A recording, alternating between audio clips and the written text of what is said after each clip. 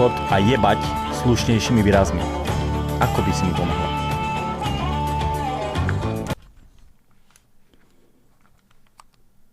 Rozumiem, že chceš nahradiť nevhodné výrazy slušnejšími, čo môže pomôcť udržať pozitívnejšiu atmosféru na tvojom streame. Tu sú niektoré náhrady za bežné nadávky. 1. Piča. Skús použiť slova ako do keľu, sakra alebo do prčic. Kokot.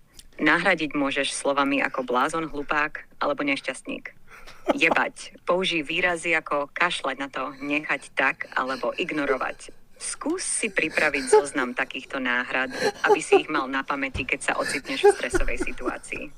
Môžeš si ich dokonca napísať a mať ich na viditeľnom mieste počas streamovania, aby si na ne rýchlejšie zvykol.